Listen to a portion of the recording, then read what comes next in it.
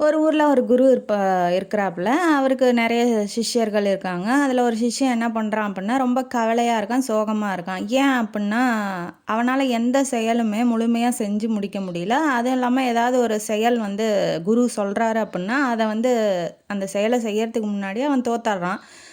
ரொம்ப கஷ்டப்படுறான். ஐயோ! என்னடா நம்ம தொட்டா எதுவுமே விளங்க மாட்டேங்குது. நம்ம எது போய் பண்ணாலும் வந்து ஒண்ணும் உருப்படி ஆக மாட்டேங்குது அப்படின்னு மனசுக்குள்ள ரொம்ப ஆழமா டிப்ரஷனுக்கு போயிர்றான்.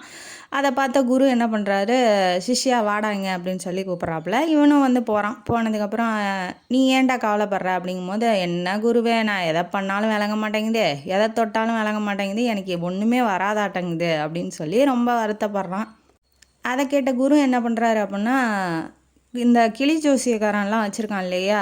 கூண்டு. அதுக்குள்ள இருக்க கிளி பறந்து வருதா? இல்ல நடந்து வருதா நம்மள மாரி? அப்படிங்கும்போது, "நடந்து தான் குருவே வருது. வெளியில வந்துட்டு உள்ள போகுது நடந்தே" அப்படின்னு சொல்லும்போது, "ஏன்டா அதுக்கு ரெக்க இருக்கு. அது பறந்து போக வேண்டியதானே?" அப்படிங்கும்போது, அவன் யோசிக்கிறான். "எனக்கு தெரியல குருவே" அப்படின்னாட்டி, அவரு இப்ப விளக்கம் தராரு. என்ன சொல்றாரு அப்புட்ன்னா, "அது வந்து புடிச்ச உடனேயே ரெக்கைய வந்து கட் பண்ணிருவாங்கடா.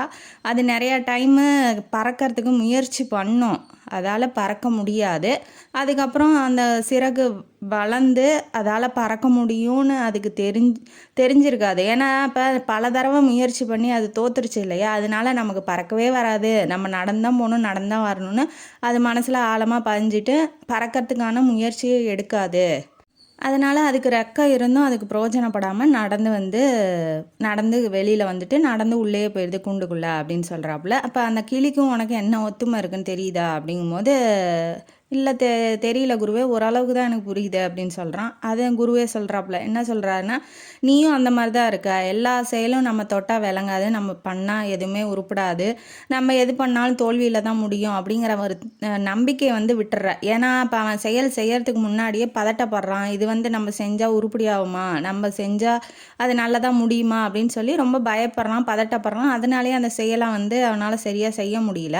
அத தான் அவரு சொல்றாரு. இப்ப நீ வந்து இந்த மாரியே நெனச்சுக்கிட்டு நம்பிக்கையே இழந்தர்ற. அப்ப என்ன ஆகும்? எந்த செயல் செஞ்சாலும் உன்னால முழுமையா செய்ய முடியாது. அதனால அந்த கிளி மாரி இருக்காத.